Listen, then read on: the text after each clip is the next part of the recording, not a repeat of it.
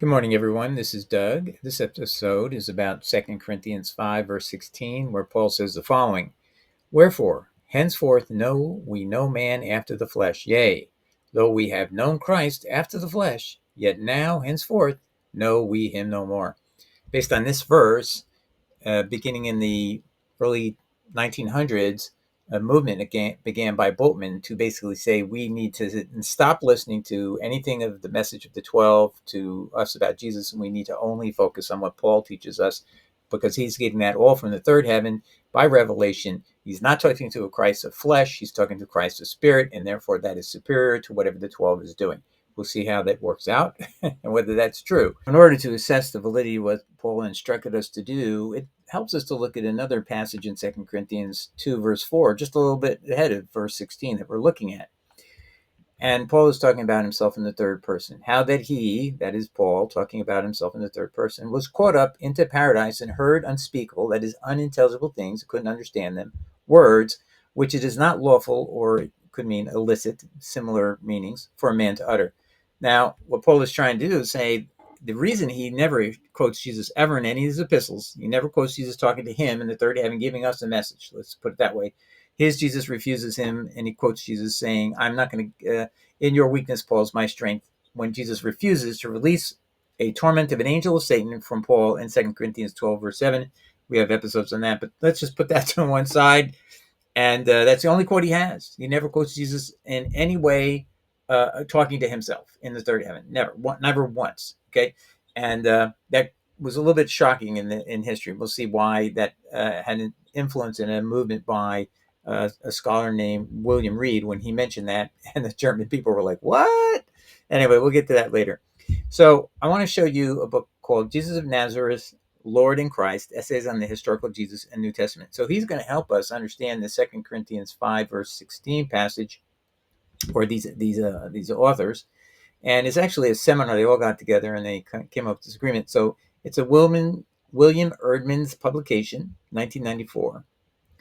All right, and at page 23 of this book, they're quoting about a topic of 2 Corinthians 5:16 here, and they're quoting Rudolf Bultmann. He's rebutting somebody called William Wrede, and we'll see why he's doing that. And he's doing this in about the 1920s.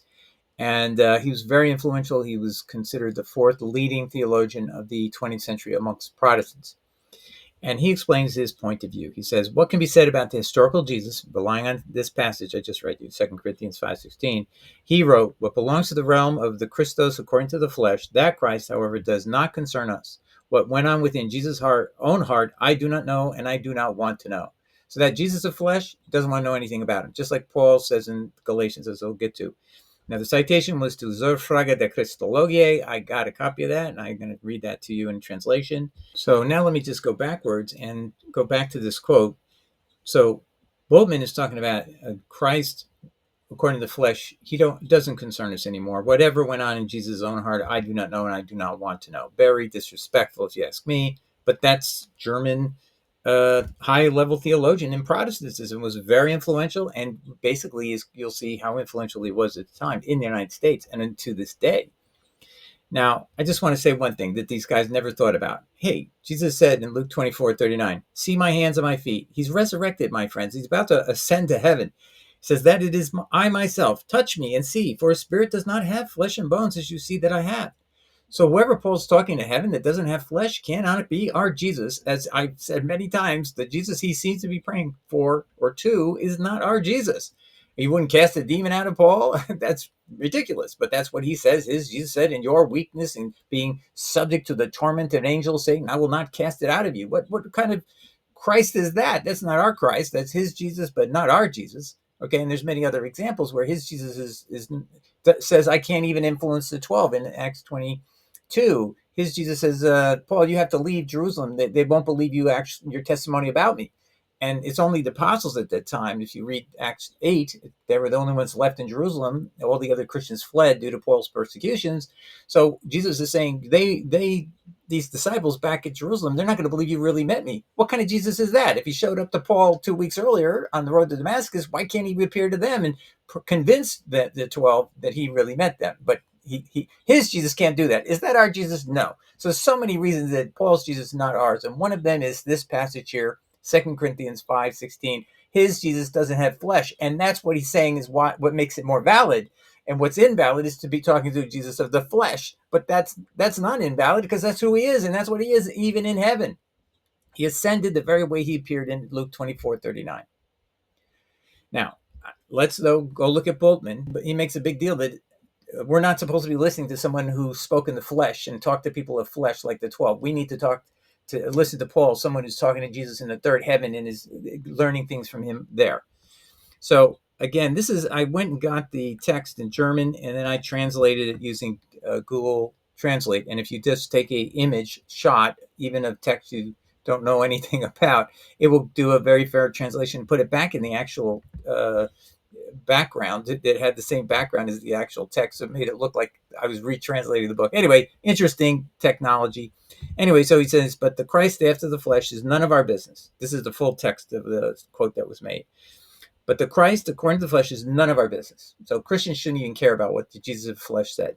What it looked like in Jesus' heart, I do not know, and I do not want to know. So he's proud to exclaim, he's following Paul to the T in 2 Corinthians 5:16. That's what this is about. Who is Rudolf Bultmann? Rudolf Bultmann is widely considered one of the most influential theologians of the 20th century. That's amazing. His work significantly impacted New Testament studies and systematic theology. God forbid. But he did. Anyway, so this is the passage that he was relying upon. Now, actually, Paul says the same thing as in 2 Corinthians 5:16 in the passages of Galatians 1:11 and 12, 15 to 20, and Galatians 2:1 to 2. But we've all probably read it for years and never really paid attention to what Paul is saying. So let me try to bring it out as I read it to you. But I certify you, brethren, that the gospel which was preached of me is not after man. So a man is a human being who has flesh. So he's telling you, I didn't get a gospel from people of flesh. Well, did you mean, Paul, are you excluding the 12? Yes, he says, yes, I didn't get anything from the 12. For I neither received it of man, neither was I taught it, but by revelation of Jesus Christ. That rules out the 12. They didn't see revelation of Jesus Christ. They simply met him and talked to him and were with him and were told. John tells us that they, by the Holy Spirit, would remember what he said. And that was what they relayed to Matthew. If you read the text of Justin Martyr explaining how the original Gospel of Matthew was put together, it was all of them combining and assigning Matthew the task of writing it down. So that's clearly consistent with what Bultmann is saying, right? But when it pleased God who separated me from my mother's womb and called me by his grace, and now Paul's making this claim that God's called him as a prophet somehow, to reveal his son in me that I might preach him among the heathen, immediately I conferred not with flesh and blood. So he's again saying, I didn't rush to see the 12. Now you'll say, well, he did rush to see the 12. Well, he did, but he was told not to, okay, because they won't believe your testimony about me. And that was only the apostles, according to Acts 8:1. They were the ones left in Jerusalem after Paul's terrorizing caused all the others to run away. So anyway, he's saying clearly what you see in 2 Corinthians 5:16. He's saying it right here in Galatians 1:15 to 16. But it's going to get worse or better, depending on how you think of it. Neither went I up to Jerusalem to them which were apostles before me. So he's not going to go up to them. Now, he did actually go up to them, according to his statement in Acts 22, but he was told not to. But I went into Arabia and returned again unto Damascus. Verse 18. Then after 3 years, I went up to Jerusalem to see Peter and abode with him 15 days. Now, he's emphasizing how little time he's spending them, just so you get the idea. He's not trying to say, I spent 15 wonderful days. I spent very short period of time with him, 15 days. That's what his point is. He's saying how little he had contact with the 12 makes him more valid. That's the point. But other of the apostles saw I none save James, the Lord's brother. So he made no point of trying to talk to any of the other apostles, okay? And you'll see right here is proof that he didn't talk to the other apostles, because James, the Lord's brother, is not an apostle, but he says he is, see? But other of the apostles saw I none except James, the Lord's brother. But James is not an apostle. He's, according to the Gospel's original writings, the text said, even Origen accepted this, that James was appointed by Jesus to be the apostle, to be the administrator of the group, okay? And it's interesting, Origen actually says he's quoting the Gospel of Thomas, a gospel that has been lost, but that verse does appear in the Gospel of Thomas that was discovered. So that appears to be a valid early statement, and that would explain why James is in control or sitting as the administrator in Acts 15 and also again in Acts 21. But this also shows Paul, first of all, he's not prescient. He's not he has no prophetic power because he's made a mistake here. This also proves his point that he had so little contact with the 12 that he didn't even know that James isn't even an apostle, but he thought he was. Let's continue. Verse 20. Now that things which I write unto you, behold, before God I lie not. Why do people have to say I don't lie? They're basically being defensive because they are being accused of being a liar about other things. So just bear that in mind as you're reading. Now, Galatians 2, chapter 2, verse 1 to 2. Then 14 years after I went up again to Jerusalem with Barnabas and took Titus with me also. Now notice he's away for 14 years. This is called the mystery period of Paul, where he doesn't write anything. He doesn't do any ministry. We have no messages that he's, this place or that place. Acts covers none of this. This is a mystery period, and the scholars say this is a mystery period. We don't know what he's doing.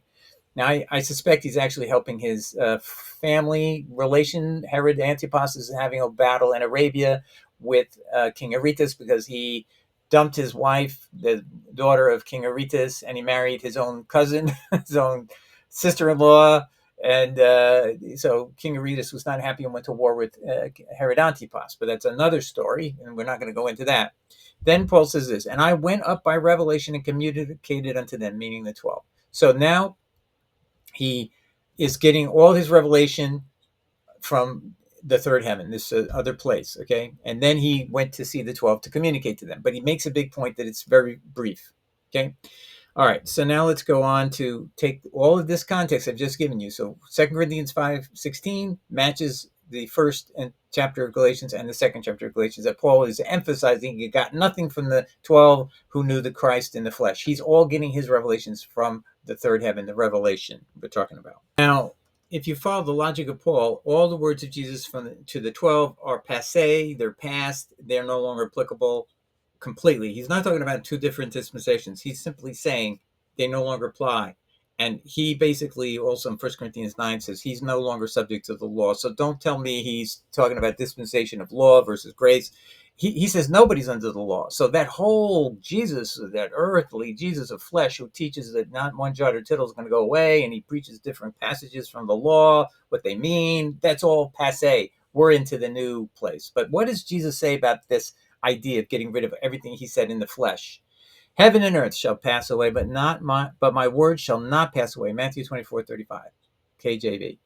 So Paul says, per Bultmann, that the words Jesus gave the 12 have already passed away. That's the effect of saying, I don't want to know anything that the 12 are learning. I don't think we have to know anything about that anymore. And he's talking about everybody. He's a universal prophet. When he gets down to it, he's going to tell you his message is a superseding message. Again, you've got to read 1 Corinthians 9:26 approximately right there, because some words were removed in the 10th century, but the words actually, Paul says, I pretend to be under the law to those who are under the law, even though myself am not under the law. You will now see those in the NIV. You will see that in the ESV, but you won't see it in KJV because they were deceived by a 10th century, 10 to 12th century corruption. But anyway, so Paul's declared there's no more Jew or Gentile. There's no more law to anybody, Jew or Gentile. Okay, so it's a total eradication of everything Jesus was talking about because it involved legal principles that he was expounding upon from the law. Paul's 2 Corinthians 5:16 and Galatians screed are words stabbing at Jesus' heart. This is breaking his heart. And Christians are co-opted by false teachers to teach and preach a message that's totally contrary to Christ and does away with Jesus' words far earlier than the heaven. And he says that actually the heavens and earth shall pass away, but my word shall not pass away. So his words will survive everything. And yet we're throwing it away, letting Paul toss it away. All right, now I want to explain to you where Bultmann was coming from. He was responding to this book by William Wrede called Paul, and it's 1906. And this is considered one of the most influential books of history because an entire movement in Germany arose to get back to Jesus and away from Paul. Okay, but that was not what this man was intending to do. Now, this is an English translation. It has a separate preface, and we'll get into that in a minute. So let's read this title here. Anti-Paul movement arose from facts revealed in 1906 by William Wrede, Lutheran theology student. Most Christians were shocked in that time in Germany to learn that Paul never quotes Jesus in any of his epistles. And all people say, oh, wait, he quoted the communion. We're talking about in the third heaven. Where did he hear something in the third heaven? Anybody could have heard the communion liturgy from the 12, right? It's even in the gospel. So why would that be a big deal? No, we're talking about Paul, never quotes Jesus giving us a message to him to relate to us. And he's told us why, because he says it's illegal and illicit to give it to us. All right, we'll get to that in a minute. Anyway, let's read a little bit further here. This is what William Wrede wrote. And again, this is, you got to think, if you're a German person, you've always thought Paul is quoting Jesus, and now you're getting this idea that they're maybe not on the same page. He writes this, page 181. Paul is in truth a figure grand enough to have a place in the world's history. By the way, he's not anti-Paul himself. Just, the reaction was anti-Paul, but not what he's saying. I mean, I'd say he's more neutral. He's trying to say, I'm just giving an historical discussion of who Paul is. We need not think for a moment of those special incentives and suggestions which an Augustine or a Luther found in him. What enabled him, Paul, to accomplish the task of his life was that religiously, as well as intellectually and morally, he was an extraordinary personality. See, he's being complimentary. And no doubt this also, that he had not become a Christian in the normal way. The revelation freed him from the letters of tradition, the fetters of tradition in which the members of the mother community were bound. So the mother community of the 12, and they're bound by what? The words of Jesus. They're not allowed to make anything up. They're not allowed to try to claim I heard something in the third heaven unless you actually were brought up to heaven and you could relay the words. By the way, God's very emphatic. You cannot quote God without quoting his words. Okay, same thing with Jesus. You can't quote Jesus without. You cannot say I'm getting a message from Jesus but not tell me what his words were. Okay, so that's incorrect. So the only people who get around that are the people who God the Father spoke of. Moses didn't have to say God told me this because everybody could hear God speaking to him. Same thing. Jesus at the baptism account was told by God, this day begotten thee, and he says at the transfiguration, listen to him. So he's identified as the prophet of Deuteronomy that way. So he doesn't have to actually quote Yahweh. But Paul does. He has to quote Jesus. He can't just say, I'm by osmosis. You just assume I'm speaking the words of Jesus or God without quoting. And that's also in the book of Jeremiah, chapter 35, where we learn from the Rechabite story that God says anybody who says they're speaking for me but doesn't quote me, you should invalidate them. Don't listen to them. So that's another possible reason that we should be very cautious when we read Paul, because he never quotes Jesus. Let's continue. It gave him the power to make a new beginning. Yeah, so by eradicating the Jesus of the 12 and their, quote, primitive, that's how people will call it, primitive view of Jesus, not this advanced, elevated view of the ascended Jesus who has no flesh, they're lost following. They're basically following a guy who's in the flesh, but we don't know him that way anymore. That's not the way to know him anymore. 2 Corinthians 5:16 is emphatic. We don't know him by the flesh anymore. We know him only by revelation now. 181. Jesus or Paul. This alternative characterizes, at least in part, the religious and theological warfare of the present day. The older school of belief is no doubt convinced that with Paul, it enters for the first time into possession of the whole and genuine Jesus. So the older school, meaning like Luther, we're learning who Jesus really is by following somebody who claims they're seeing a Jesus who has no more flesh and he's in heaven and he's resurrected and he's a transcended flesh and now he's a spirit. And it is also able to a certain extent to take up the historical Jesus into its Pauline Christ. Still, this Christ must needs, for the most part, crush out the man Jesus. Yeah. So all of his teachings are basically eradicated because they don't have anything in common with Paul's teachings, other than his name and that he resurrected. Otherwise, they're not the same gospel. All right. So again, we talked about this earlier, volume 1, 1966, this book, Glauben und Würstehen. I don't speak German. I hope I didn't butcher that. And the alternative message that Paul gives is, no, don't worry about what Jesus is saying. He's in the flesh. I'm speaking to a guy in the spirit. And that's where you get this idea. The Christ is after the flesh. What it looked like, Bultmann says, in Jesus' heart, I do not know and I do not want to know. That's the disgusting, repulsive to me view of these people that have thrown Jesus' words to the side. It's just unbelievable that we put up with this. All right.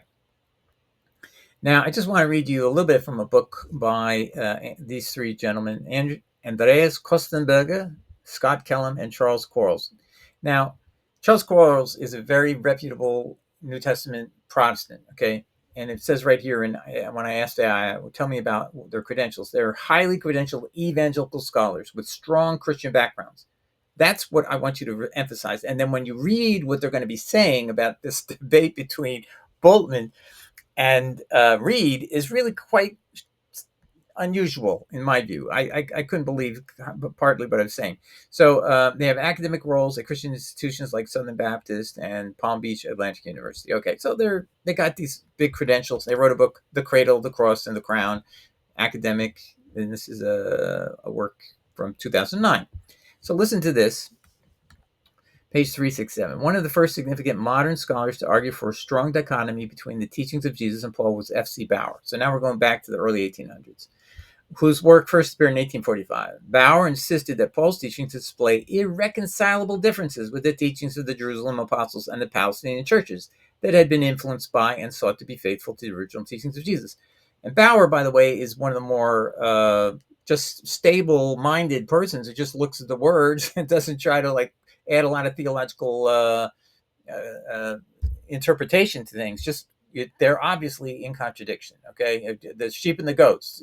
Those who do good works of charity to the poor and the needy, they are promised eternal life. Those who don't do that, who still call me Lord, Lord, I'm not going to let them in. They're going to go to the same place as the devil and his angels. You don't like it? That's what Jesus teaches, and you don't want to share, be generous. That's your choice. But Jesus is warning you, if you follow me, you don't have the excuse that you can follow Paul, because he doesn't allow you. He doesn't say, he in fact says, if you try to do anything like that, you're trying to earn your salvation and you're being damned because you don't have the right gospel of salvation anymore. That's what people tell me. Doug, you don't have the right gospel. I'm following Jesus, but they say I don't have the right gospel if I'm following Jesus, because this is the mentality that has taken over the church, what you're seeing here. But let's keep going here.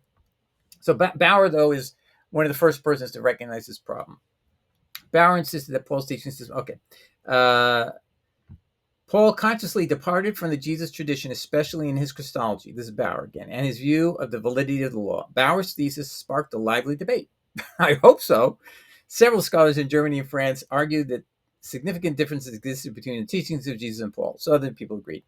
Now, this is what gets me. Radical scholars began to call for an abandonment of Pauline Christianity. Radical? No, these are the people who are doing foundational get back to what we're supposed to be believing in. And they also are looking at the principle of Deuteronomy 13, where God says, I allow false prophets who even have signs and wonders and give prophecies that comes to pass. That means they're truly giving signs and wonders, and they're able to give prophecy that comes to pass. God says, I allow it. I don't send them, but I allow them to test you, to see if you love me. And how will I know if you love me? If you see that they're teaching contrary to what I've told you, and if they teach you there's a different God than you've ever known before, like Paul teaches, there's a prototokos. God the Father has a prototokos and gives birth to Jesus, first Colossians 1:15, but then Jesus is the creator of all things, and nothing is created that Jesus doesn't create. That's not the God was ever known in the Bible before. Isaiah 44, God Yahweh says, there was no one with me helping me make anything or create the heavens and the earth, and no one assisted me. That's what God says there, and now you have a different God. So Paul has a different God in Colossians 1:15-17, which ends up in the Nicene Creed. And he has a different Jesus when he teaches you this gospel that you just go to heaven by believing in the death, burial, and resurrection of Jesus, according to 1 Corinthians 15:1-4. But I digress. Let's keep going. Radical scholars, Mr. Quarles, I'm shocked that you began to call for an abandonment of Pauline Christianity and a return to the simple teachings of Jesus. Why are they radical? That's not radical. That's foundational. That is true fundamentalism, because that's who we're founded on, supposedly Jesus, but not if you believe in 2 Corinthians 5:16. If you believe the Jesus of flesh, where you're no longer to be concerned about, yes, these people appear radical. So you see, the term radical is to prejudice you against what is the truth, which is that Paul is the one who's teaching you something false in 2 Corinthians 5:16 and has done away with the words of Jesus way before the heavens and earth have even been touched. And yet alone Jesus says, my words will not even pass away, even if the heavens and earth pass away. But I digress. Let's continue. He continues on page 368. At the beginning of the 20th century, William Wrede, an influential German New Testament scholar, argued that Paul's thought was influenced by Jewish apocalyptic messianic expectations rather than by Jesus. I don't really see that in his writings, that William Wrede says that, but let's assume it's true. Paul was he does say this, an independent, free-thinking theologian whom Wrede called the second founder of Christianity. So far, this is not surprising. Other people have said this before. Pauline Christians really want to say, actually, that Paul was the only founder of Christianity, because the Christianity of Christ is abandoned by Paul, but that's a whole other school of thought. Wrede argued that Paul saw the life and teachings of Jesus as insignificant. Okay, so it should be corrected. Wrede argued that Paul saw the life and teaching of Jesus taught to the 12 as insignificant. That's what he said. Okay, not that it was just all of his words are insignificant to Paul, because Paul was claiming he was getting the words in third heaven, but he couldn't repeat them. All that mattered for Paul was Jesus' death and resurrection. Again, that's false. That was how you could get saved, just believing the death, burial, and resurrection of Jesus, no doubt about it. But to Paul, what he's saying is the only thing that matters what is he's learning in the third heaven, even though he can't tell you anything. It's illicit, illegal for me to tell you what I'm hearing, and it's unspeakable for me to tell you what I'm hearing, but you have to believe that I'm in communication with Jesus. I'm the only one who's talking to them anymore. The 12 have been left behind, and I'm the guy. You want to learn how to become a Christian, you have to follow me. That's what he's saying. Let's continue. The risen Christ who appeared to Paul on the Damascus Road rather than the earthly Jesus who walked the dusty roads of Galilee was the focus of Paul's teachings. Okay? Wrede argued that Paul's teaching had exerted on Christianity the stronger, not the better influence, by which he echoed the earlier slogan of radical critics that called for a return back from Paul to Jesus. Now, notice again, they're using this word radical to make you think it's radical or liberal or crazy to want to follow Jesus and not Paul. This is the insanity we reached. I believe we reached the dystopian Christian world where we're in the the exact opposite of Christ's message is considered normal, and it's radical to want to get back to Christ's message. This is the insane world we live in, unfortunately. Now, by the way, this citation was to page 180 of the English edition, and I could not find the words back from Paul to Jesus. So it's just another thing to realize is that term isn't even in the text of Mr. Wrede. And I searched the word back to find it. Mr. Wrede suffered the misfortune that the introduction was written by J. Estlin Carpenter, who decided to just kind of poo-poo the whole thing and say, but for Paul, we would have no Christianity. Listen to this. This is how he finishes the last paragraph of his introduction. July 1907. Those who plead that the church should go back to Jesus must never forget that but for Paul, there would have been, humanly speaking, been no church at all. Well, I'm going to prove to that is false, but just to make a point is he had to put in the word humanly speaking because there would have been Christ working through the church, and it might have been much more flourishing than it was, but for Paul. And in fact, we know that the heretic Marcion came about in 140 AD, and he was claiming Paul's the only apostle, and he was attracting a lot of people away from the true church. Okay, and Tertullian had to step up on behalf of the true church and say, "Hey, wait a minute! There's no verification that Paul's an apostle of Jesus Christ. We have no proof that he ever got it from anybody but himself. It's his own words." See, so somebody looked through the pages of Paul's epistles and said, there's something missing here, and that's how we got away from Paul. But let me just explain that until 140 AD, there was no Christians following Paul at all. Let me just prove that to you. So this idea that Paul was essential to our growth is a myth. Justin Martyr is one of the most prolific writers in the early church whose writings have come down to us. Justin Martyr lived from 103 to 165 AD. He was from Palestine, so he probably knew some Hebrew, and he also knew Greek, apparently. And it says here in the Encyclopedia Biblica, he took no notice of Paul. In Justin Martyr, Paul is never quoted directly. This is in John Romanides, Justin Martyr, and the Fourth Gospel, Greek Orthodox Theological Review, 1958. And here's the Encyclopedia Britannica. I'm going to read this to you so you can see how they look at it. This is most authoritative, I would assume. 1903, Volume 5, at page 8, it relates this. Paul's epistles are never mentioned, although he doubtlessly knew them. Having little sympathy with Paulinism, he attached his belief to the primitive apostles. Notice how the apostles are called primitive. This is what I mean. It's this subtle, insidious critique of the 12 and not Jesus. The epistle to the Hebrews and Acts he treated in the same way as the Pauline writings. Now I want to read you this text here. Here's the actual encyclopedia. We're looking at volume 5. This is the exact language here. It is pretty certain that he, Justin Martyr, employed an extra canonical gospel. So now they're making it sound like he's a heretic or something. Actually, he's employing the only gospel that existed at the time. This is the Gospels of the Hebrews by Matthew. He calls it the Memoirs of the Apostles, and he describes the opening of it as they're all coming together and they're exchanging memories of what Jesus said. John said, Jesus said to them, the Holy Spirit will bring back memory of those things I said to you. So they were doing exactly what they're supposed to do. They did this within 2 or 3 years of the ascension. And they're literally asking Matthew, will you document this? He's obviously the most educated. He's a tax collector, so you should know that. He's a accounting type person. It said Paul's epistles are never mentioned. Imagine that for all this period from 100 to 165 AD, he's the most prolific writer of all Christianity. There's nobody else really filling that gap, and he doesn't mention Paul's epistles once, though he doubtless knew them. Having little sympathy with Paulinism, he attaches belief to the primitive apostles. Oh my gosh. All right, I'll cut it off there. I try to make videos that don't exceed 30 minutes by very much. So you can read it right here and screenshot it if you want to study this. Anyway, I hope you got something out of this, that basically the words of Jesus can never be done away with. And the message of Paul was that he only had communication with the Jesus who had no flesh. But Jesus said in Luke, in that last gospel, the last chapter of that gospel, he says, I'm flesh and blood. I'm not a spirit. So Paul is not talking to the real Jesus. And that's why you have such a divergence. And now we have to try to get back Christians to get back to Christ. And I'm hoping by doing these videos that educate us through documentary sources that are reliable, and you can say, hey, look at this video. This guy always shows you the proof. He always shows you how to find the books. Okay. And anybody can also text me or not text me, but email me at my in a comment and say, I'd like to have that book. I will definitely give you the book as long as it's public domain. All right. God bless everybody. Take care. Ciao. Bye.